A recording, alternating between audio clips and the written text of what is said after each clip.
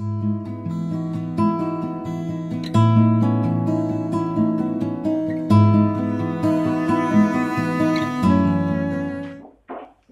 vamos a ver qué es lo que hace Cristo al llegar a la casa de Pedro.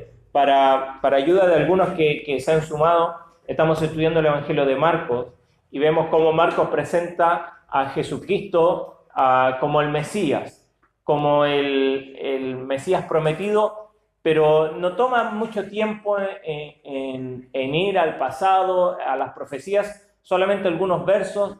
Marcos no toma demasiado tiempo en ponerse a explicar algunas de las enseñanzas de Cristo, más bien nos va relatando lo que Cristo hace. Dijimos que una de las palabras claves en el Evangelio de Marcos es inmediatamente. A veces sale como luego, ¿no?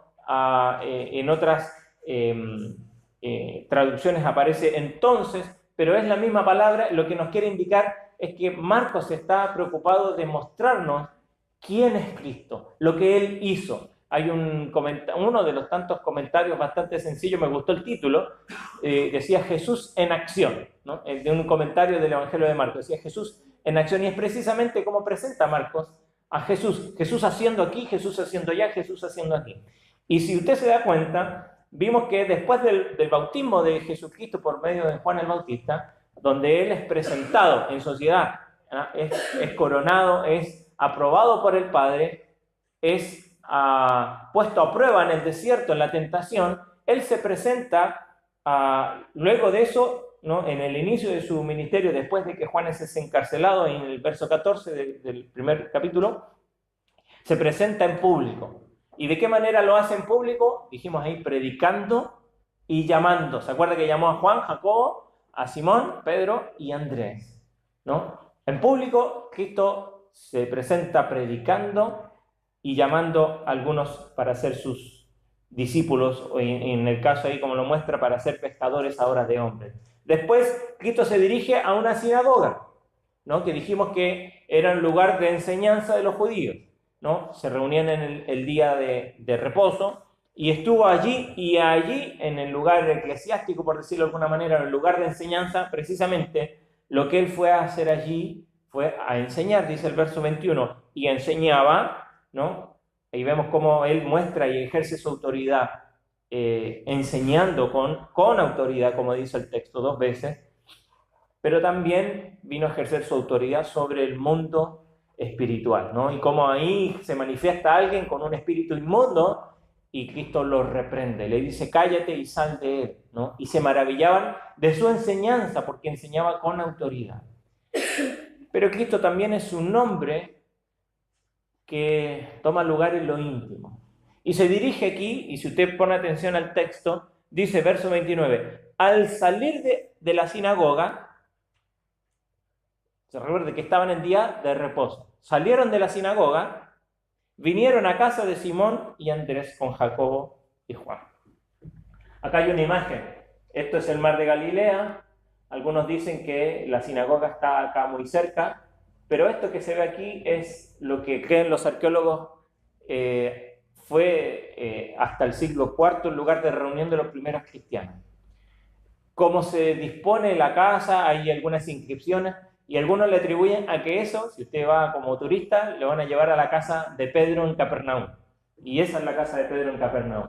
Un lugar que posteriormente fue el lugar de reunión de los cristianos ahí en Capernaum. No sabemos si realmente fue la casa de Pedro, ¿no? Pero lo que hay es que está a menos de 100 metros de la sinagoga que existía ahí en Capernaum. Entonces, para que tengamos en nuestra mente la imagen. Ahora, para eso, y para ello de los pequeños y quizás de los adultos también, yo quiero mostrarles. Tan pronto como salieron de la sinagoga, Jesús fue con Jacobo y Juan a casa de Simón y Andrés.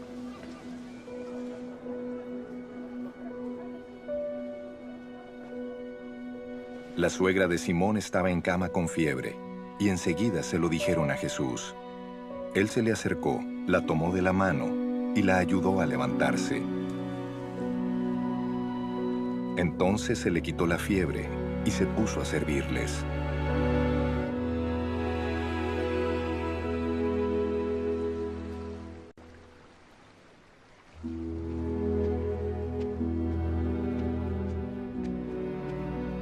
Al atardecer, cuando ya se ponía el sol, la gente le llevó a Jesús todos los enfermos y endemoniados, de manera que la población entera se estaba congregando a la puerta.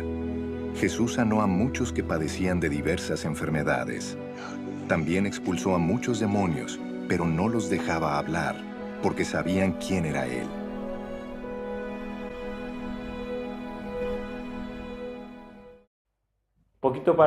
Me gusta Marcos cómo él toma atención en los detalles. ¿Qué hace Marcos? Cómo toma atención a los detalles. Recuerde que Marcos escribe su evangelio de alguna manera basado en lo que escuchó de Pedro, ¿no? Y este acontecimiento fue en la casa de Pedro, ¿no? En la casa de Pedro. Ahí el texto dice, se vinieron a casa de Simón y Andrés. Algunos asumen que Andrés vivía con Pedro, era el mismo hogar, eran hermanos. No era poco común que en ese tiempo, como en el día de hoy, vivieran en el mismo lugar, ¿no? Las familias. Lo cierto es que el texto nos muestra, y Corintios lo reafirma cuando Pablo habla de que también era lícito llevar dentro de estos viajes a la esposa, hablando de Cefas, Pedro, ¿no? En capítulo 9 de Corintios. Entonces Pedro, asumimos, y por el texto nos muestra que Pedro era alguien casado. Aún así el Señor le llamó.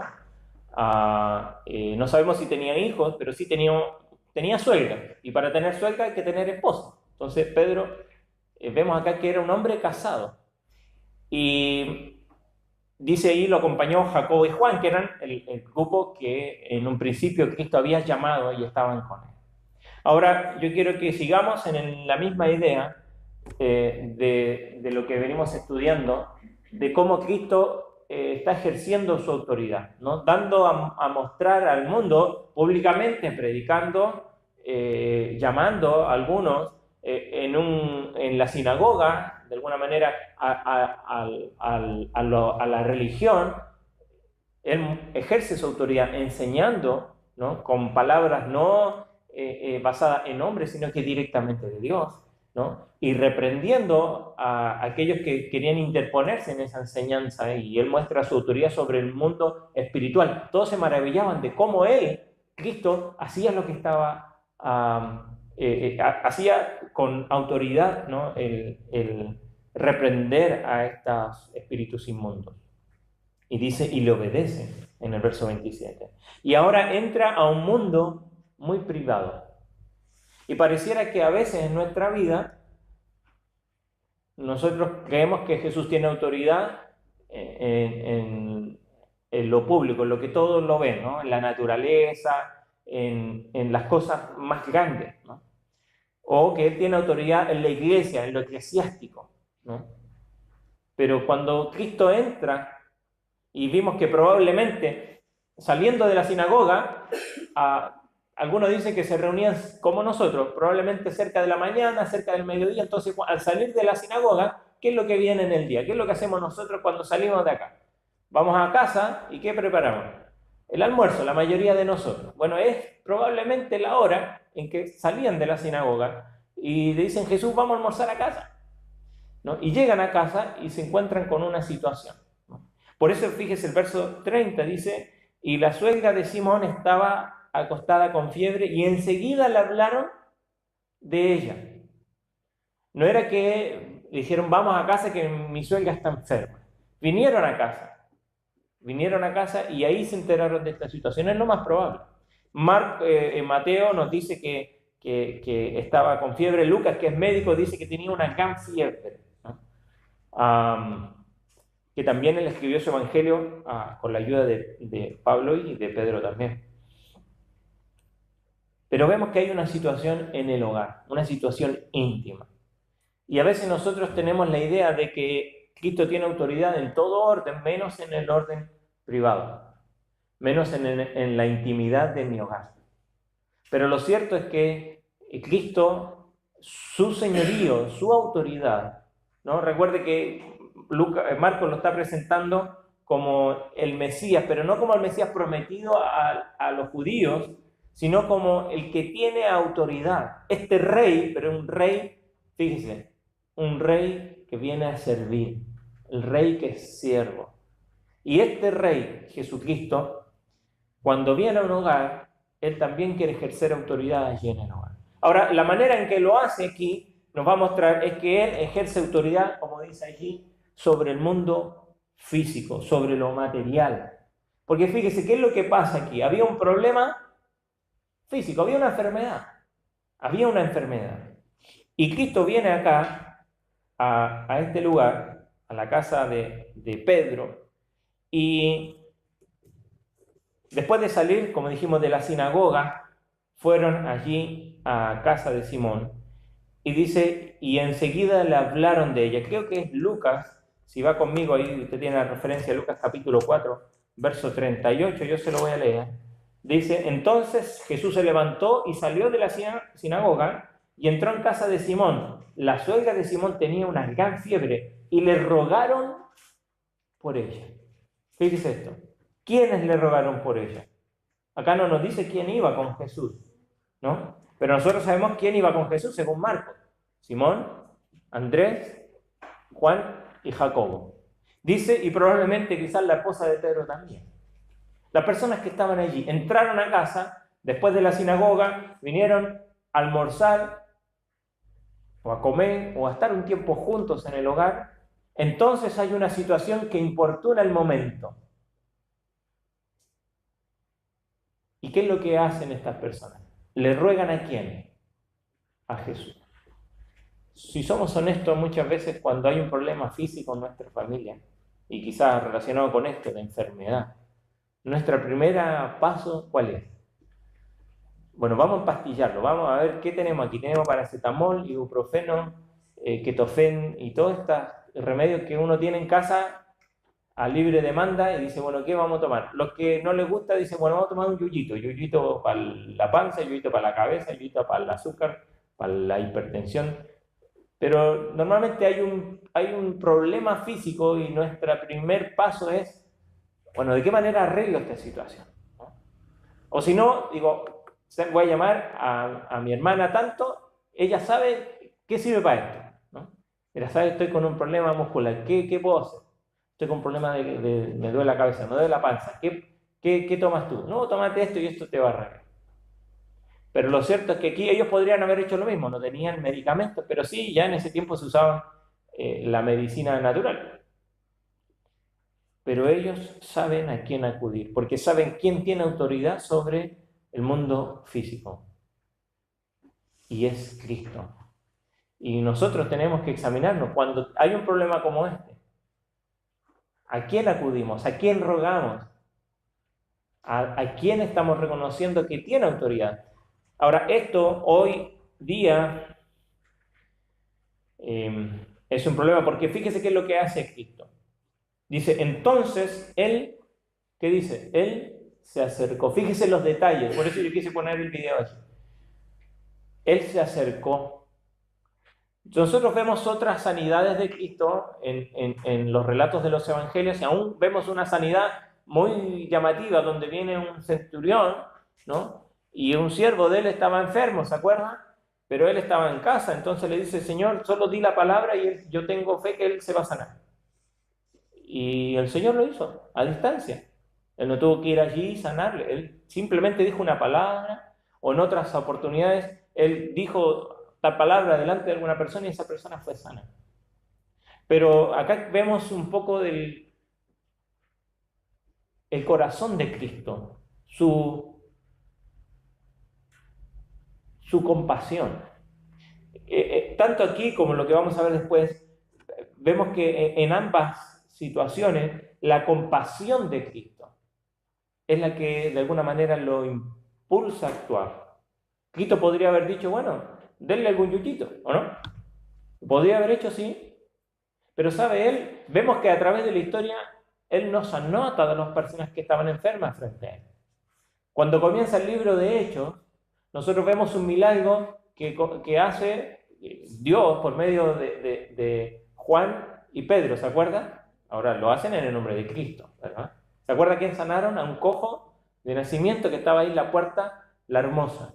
Era una puerta común por donde se entraba al templo. Cristo pasó por allí centenares de veces. Y dice que él estaba todos los días allí. ¿Cristo lo vio? Lo más probable es que sí. Y así como otras personas. ¿Se acuerda cuando sanó a un hombre que se metían en el estanque cuando venía un agua y él no podía llegar? Y se estaba lleno de personas enfermas allí. Pero él fue y estaba lleno de personas enfermas, pero él sanó a él, al que no podía llegar. ¿Por qué no sanó al resto? Esas son las preguntas que nos hacemos nosotros. Lo cierto es que esto nos muestra que Cristo al venir, Él no vino a sanar a las personas, sino tendría que haberse dirigido a los lugares donde están las personas enfermas. Él cuando dijo que Él vino, los que tienen necesidad de médico, de ser sanos, ¿quiénes son? Los enfermos. Estaba hablando de esto en términos espirituales, ¿no? Ahora, esto de sanidad era una autenticación de quién era Cristo, ¿no? Por eso es que Él viene y hace sanidades, expulsa demonios. Vaya conmigo a Isaías, capítulo 61. Esto es precisamente una de las citas que hace Jesucristo en la sinagoga, que sale relatado ahí en Lucas. Dice, el Espíritu de Jehová, el Señor, está sobre mí, porque me ungió Jehová, me ha enviado a predicar buenas nuevas a los abatidos. Predicar, ¿se acuerdan qué es lo que hizo Cristo? A vendar a los quebrantados ¿de qué? De corazón. A publicar libertad ¿a quién? Pero no está hablando de los presos que estaban en la cárcel. Ya vamos a ver eso. Y a los presos apertura de la cárcel. El Señor al venir iba a hacer estos milagros, pero esto tenía un propósito espiritual. Tenía un propósito de ser una señal de quién era Cristo. Ahora, vemos que Él ejerce autoridad sobre el mundo físico. ¿Y lo hace de qué manera? Allí sanando una enfermedad. Y esto a nosotros nos hace preguntarnos, ¿qué pasa cuando Él no sana una enfermedad? Muchos de los que estamos acá alguna vez nos hemos enfermado. Algo muy sencillo como alguna enfermedad muy grave. A más de uno en este lugar ha tenido algún cáncer. Y uno se pregunta, ¿el Señor sigue sanando en el día de hoy?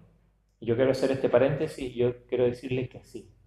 El Señor sigue sanando en el día de hoy. Él es el que lo hace, como lo hizo en el pasado, y cuando sus apóstoles lo hicieron siempre en el nombre de Jesús. Y Él sigue haciendo. Ahora, ¿de qué manera Él lo hace? ¿Sabe? Para mí es triste ver que aún hoy hay hombres, hay personas que creen, porque hay personas que engañan, diciendo que ellos pueden sanar a otras personas en el día de hoy. Fíjese cómo hace el milagro, ya vamos a ver esto. Fíjese, Él se acercó, tomó de la mano y la levantó. Cristo no dijo una palabra. Cristo no vino, impuso manos y comenzó a orar. Cristo no vino y le dio, bueno, te vamos a dar esto y te vamos a dar esto y te vamos a dar esto a ver si te sana. Y dice, oh, Jesús la sanó. No, Jesús tomó su mano. Fíjese, su actuar compasivo y su actuar empático. Él vino y tocó, abrazó. Cuando Él quiere mostrar su compasión, Él lo hace acercándose a las personas, tocando a las personas. Ya vamos a ver en una semana más cuando Él sana a un leproso, de qué manera lo hace. Pero Él viene y se acerca compasivamente a esta mujer que estaba acostada con una gran fiebre. Paréntesis, en ese tiempo se identificaba la fiebre con una enfermedad. Nosotros sabemos hoy día que la fiebre es un síntoma de una enfermedad, ¿no? Pero se atribuía a la fiebre como una gran enfermedad. Como no se sabía qué es lo que causaba, a veces hasta la muerte, ¿no? Porque la fiebre era el síntoma de una enfermedad muy grave, muchas veces. Y morían de fiebre, decían en ese tiempo. Entonces, estaban realmente preocupados. Pero le dicen a Jesús que venga a ver a esta mujer, a la suegra de Pedro. Él se acerca, la toma de la mano, la levanta, y fíjese la palabra allí. E inmediatamente, nuevamente la palabra común de Marcos, inmediatamente, dice, le dejó la fiebre. ¿Qué significa eso? Inmediatamente se sanó. Inmediatamente se sanó. Y fíjese cuál es el resultado de esto. Ella les servía. Ya vamos a ver un alto en eso. Pero fíjese una cosa, solamente como paréntesis, porque hoy día hay muchos que supuestamente en nombre de Jesús sanan a las personas. Yo le puedo hablar de Chile un montón de historias de hombres que decían, incluso mujeres que decían que sanaban a las personas. Personalmente creo que hoy Dios sigue sanando, pero lo hace Él por medio de su poder. Y estas señales de sanidad creo que fueron para un tiempo en específico en la iglesia en el primer siglo. Corintios nos habla de que estas cosas fueron como señal a los judíos de que precisamente este evangelio que estaban haciendo de alguna manera en el judaísmo, porque nace allí con los judíos, pero ahora dice que ya no es judío, no es griego, hombre o mujer, pero tenía que estar provisto de algunas señales que estaban destinadas para cuando viniera el Mesías. Y es por eso que en ese tiempo vemos que Pablo, Juan, Pedro hicieron sanidad. Pero vemos que después Timoteo nunca lo hace, Tito nunca lo hace, Pablo nunca le invita, dice, bueno, si hay alguien enfermo, vos sanalo porque así la gente va a venir. No lo vemos en el Nuevo Testamento. Solamente como anécdota y triste. Acá un día una persona, una señora me contaba de cómo ella había ido a una iglesia, ¿no? Y ella estaba muy maravillada porque el pastor que estaba allí, 6 meses le llevó a sanar a una muchacha. 6 meses. Entonces yo le digo, bueno, si él la sanó, tendría que haberla sanado inmediatamente. Porque es así como vemos en la Escritura que sucede. Si fue en 6 meses, bueno, probablemente fueron algunos medicamentos, o la enfermedad simplemente se fue. Hay enfermedades que con el tiempo se van. Pero cuando es un milagro, fíjese cómo es este milagro. E inmediatamente le dejó la fiebre. Cualquier otra cosa, déjeme decirle que es o un charlatán o un engañador. Lo más triste es que hay creyentes o hay personas que creen estas cosas. Yo creo que Cristo sigue sanando, lo creo, y esto es cierto. Él sigue sanando, pero lo hace Él por medio de su poder. No necesita de nosotros para hacerlo. No necesita de alguien que venga y diga un conjuro casi y sane a una persona. Él ni siquiera lo hizo. Él tomó la mano de una mujer y simplemente la levantó, porque Él es el único que tiene poder para hacerlo. Ahora, vemos que esto fue inmediatamente. Y fíjese por qué vemos que esta mujer realmente fue sana, porque dice, y ella le servía. Ahora, ¿cómo está el verbo aquí? Para nosotros en el español es difícil traducirlo, pero la idea es que ella inmediatamente está complementando eso inmediatamente a esto que está aquí también. Dice, inmediatamente le dejó la fiebre e inmediatamente ella les comenzó a servir. La idea ahí es, el énfasis, la fuerza del verbo es que ella inmediatamente comenzó a servirle.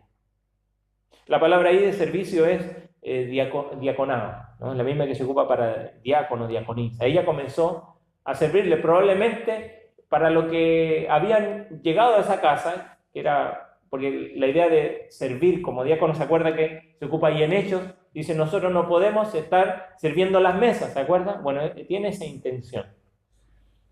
Y ella comienza a atender a Cristo. Ahora esto nos muestra una cosa, que Cristo ejerce su autoridad y lo hace sobre el mundo físico. Él sigue teniendo autoridad sobre el mundo físico. Y cuando hay una enfermedad en nuestra vida, cuando hay una aflicción física en nuestra vida, ¿quién es el que tiene autoridad sobre esa enfermedad? Es Cristo. ¿A quién tenemos que acudir entonces? A Cristo. Atención, no le estoy diciendo que no tome medicamentos, que deje cualquier otra cosa, tratamiento que usted tiene, ¿no? Pero cuando estamos en esta aflicción, nuestro primer pensamiento tiene que estar dirigido ¿a quién? A rogar, como dice allí, se lo hicieron saber a Jesús. ¿Acaso Cristo no sabía que esta mujer estaba enferma? Probablemente sí. Pero estos hombres que estaban recién conociendo a Cristo ya se daban cuenta que Él tenía autoridad y tiene autoridad sobre el mundo material. Ahora, cuando Él obra en nuestra vida física, y cuando Él obra en general en nuestra vida, nuestra respuesta, y esto es una aplicación para nuestra vida, en el ejemplo de esta mujer. Ella podría haber salido corriendo a decir, ahora estoy sana, ahora estoy bien, pero ella no fue a contarle a nadie, no lo puso en el Facebook. Ella simplemente se levantó y comenzó a servir al Señor. Y si hay una respuesta que hemos de tener siempre al obrar de Dios, es que nuestra vida siempre tiene que estar sirviendo al Señor. Hay muchas maneras que podemos servir al Señor. Ella lo hizo de una manera bastante sencilla, pero muy profunda, ¿no? Estaba preparando aquello que Cristo necesitaba y los que estaban con Él. ¿Sabe? A veces nosotros creemos que servir a Dios es hacer un gran acontecimiento, algo que la gente se dé cuenta. ¿Sabe? Una manera de servir es suplir las necesidades de otras personas. Todos tenemos necesidades. Todos. Y no estamos hablando simplemente de necesidades materiales, pero suplir las necesidades de otras personas. Cuando yo sirvo a Cristo, siempre tiene que ser relacionado a otra persona. Yo oro en mi intimidad y estoy adorando a Cristo. Yo canto, alabo, hay muchas cosas que hago en la intimidad de mi ser. Pero cuando quiero servirle a Él, no lo puedo hacer si no lo hago por medio de servir a otras personas. Y esta mujer lo primero que hace es servirle, probablemente a Jesús y a los que estaban con Él. Entonces, dice allí, Él se acercó, la tomó de la mano y la levantó, inmediatamente le dejó la fiebre y ella le servía. Cristo ejerce su autoridad sobre el mundo físico sanando a las personas. Pero no solamente eso. Dice verso 32, cuando llegó la noche, luego que el sol se puso, dos frases para lo mismo. ¿Por qué dice esto Marcos?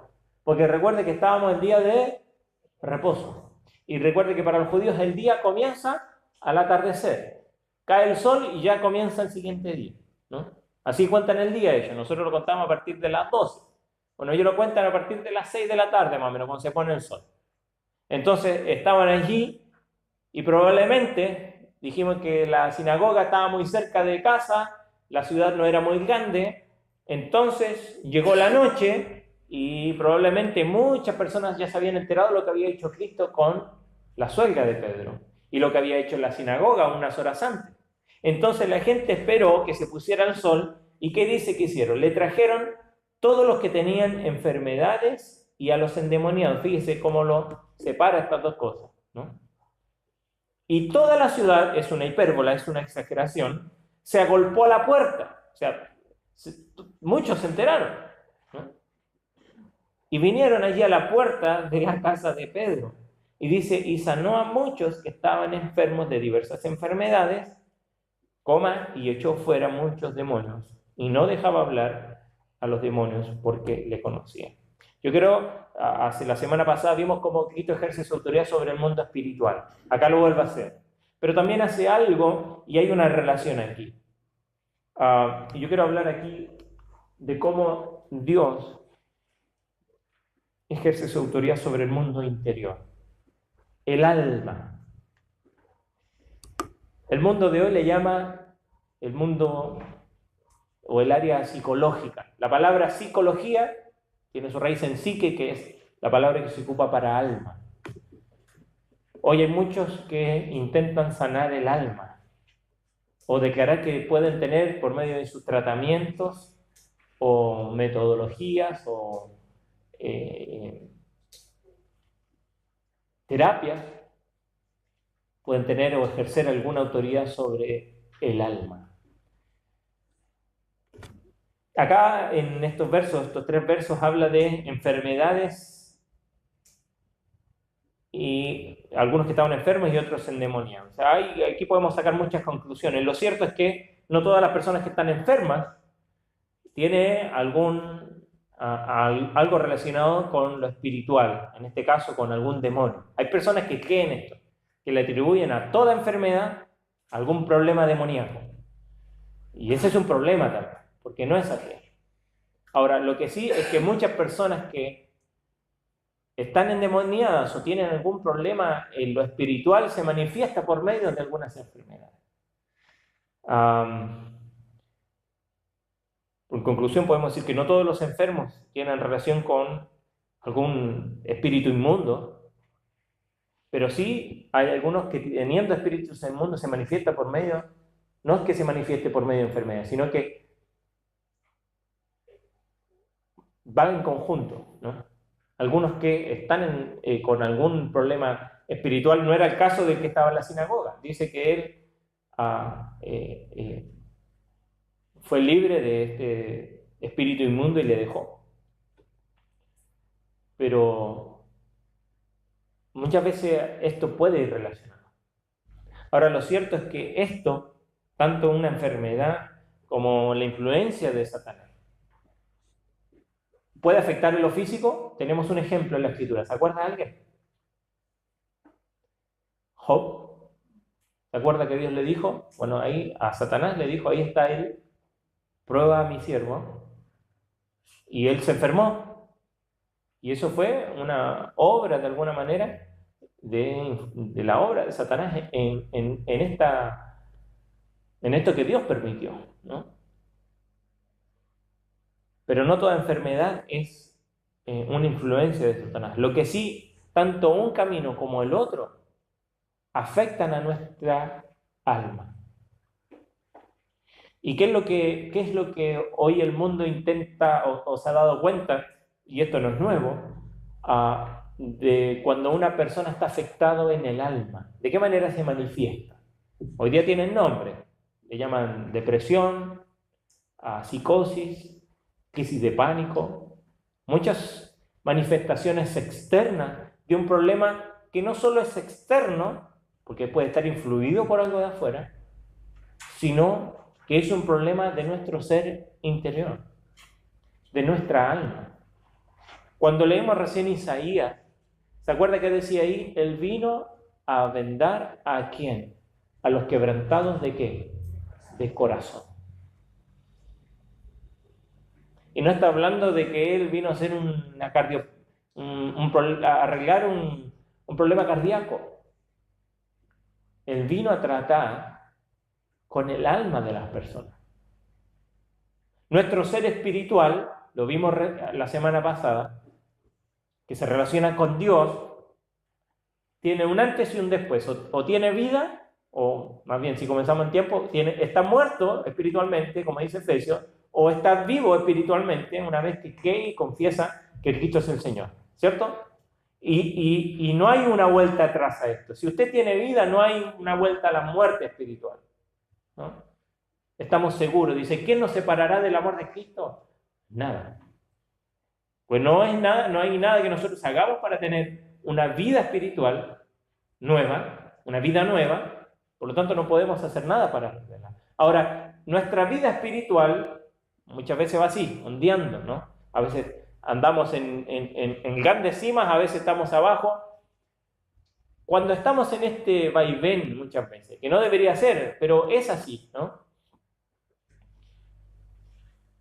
Se afecta nuestra vida interior, nuestra alma, aquello que está relacionado con nuestros sentimientos, nuestra voluntad, nuestras emociones. Y por eso es que el Señor habla en muchos pasajes cuando nos dice que tenemos que echar toda nuestra ansiedad ¿sobre quién? Sobre Él, dice Pedro. Echando toda vuestra ansiedad sobre Él. Y no está hablando de un tema espiritual, no está hablando de algo físico, de nuestras enfermedades, está hablando de un problema que tiene que ver con nuestra alma, que hoy día el mundo intenta tratarla por medio de percepciones y descripciones que el hombre ha tratado de hacer del alma, pero no en base a lo que dice la Escritura respecto al alma.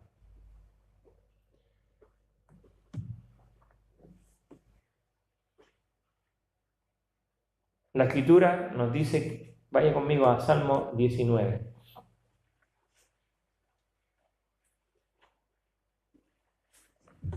un verso muy conocido para nosotros, ¿no?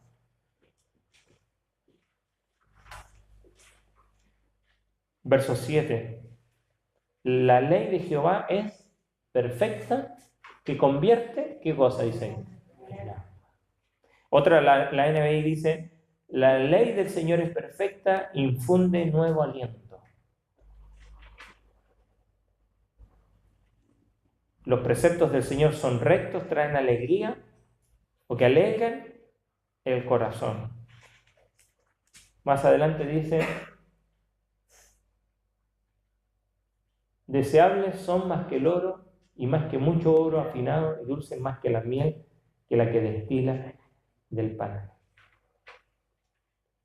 Nuestro anhelo, que claramente se ve afectado mi vida espiritual y aún incluso mi vida física, está relacionado con mi vida interior, con mi alma, con aquello que yo siento, con aquello que afecta en cómo muchas veces respondo a las circunstancias.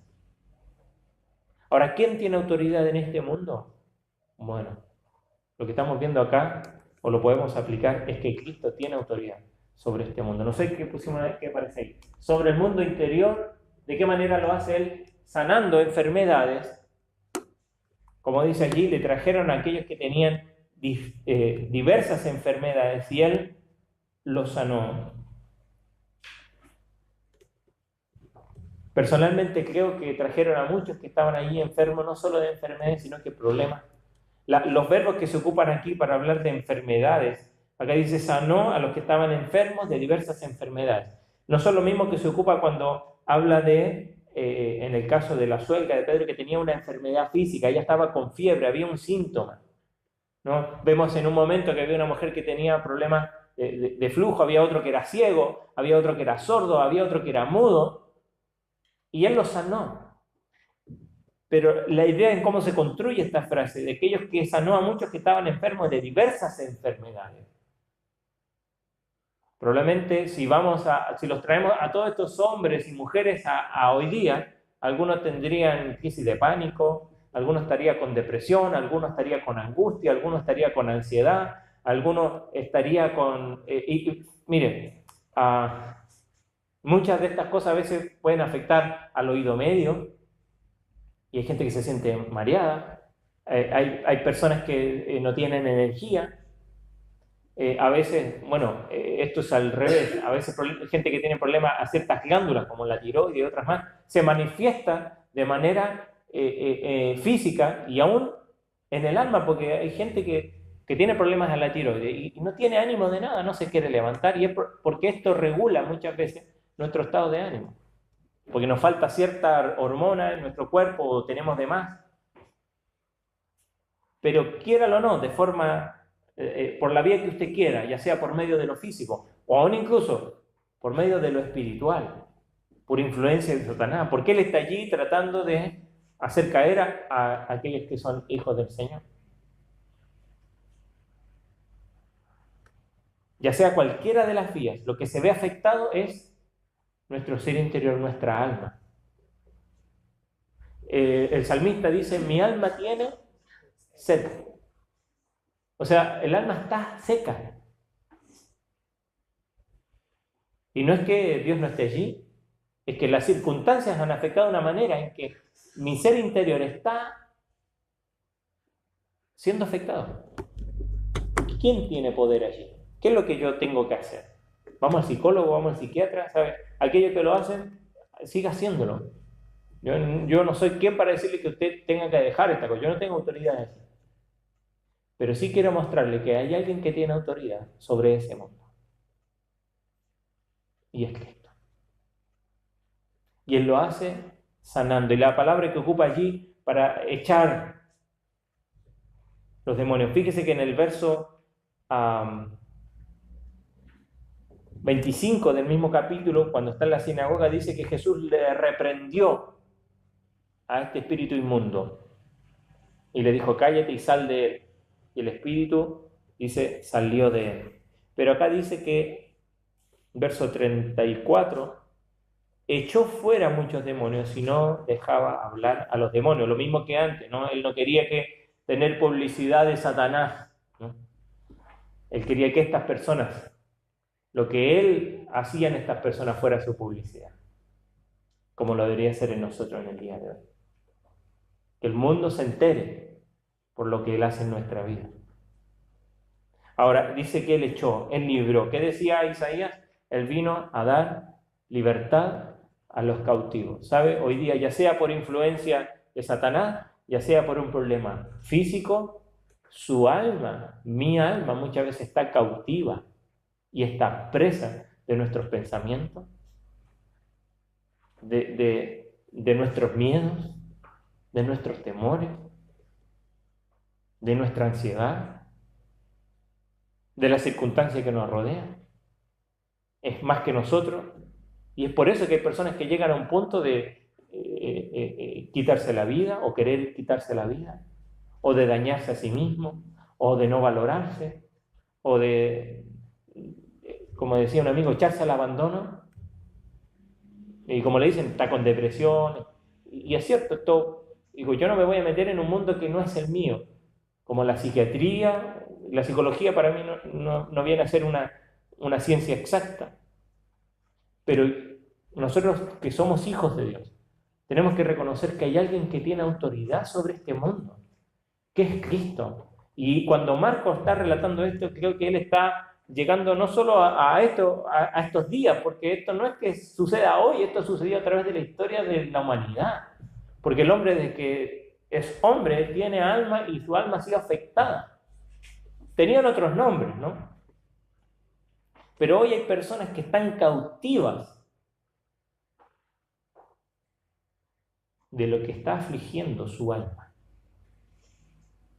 Y el alma se puede ver afligida por cosas físicas, enfermedades, cosas que suceden desde el orden humano en cuanto a las relaciones,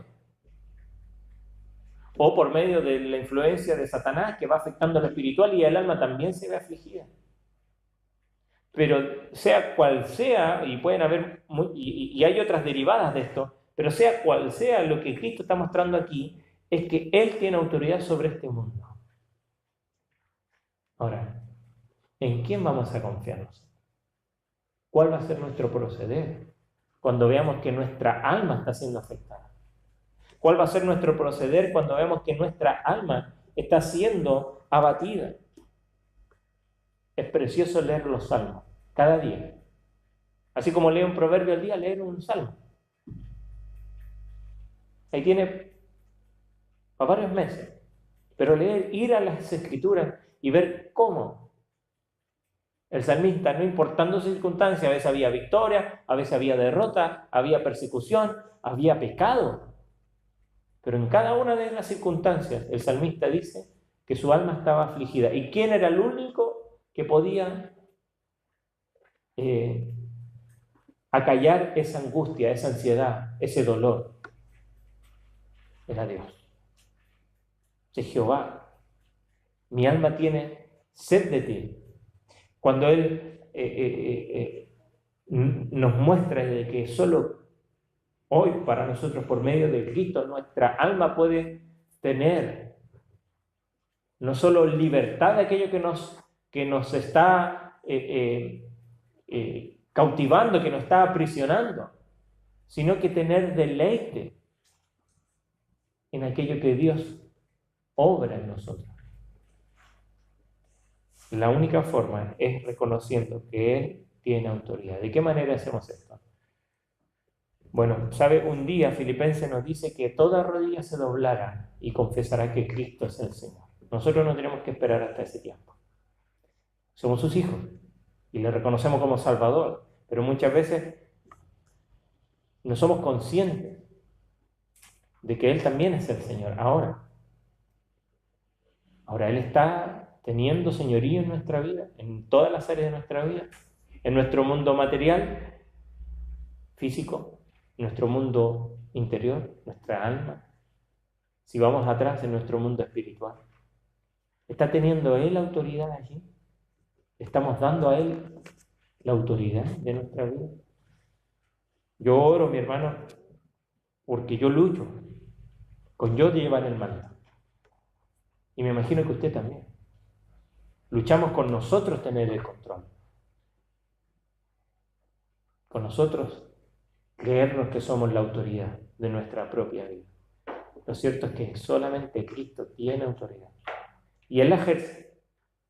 Ahora, Él nos va a llevar a reconocer esa autoridad. Pero Él espera que nosotros vengamos con un corazón contrito y humillado.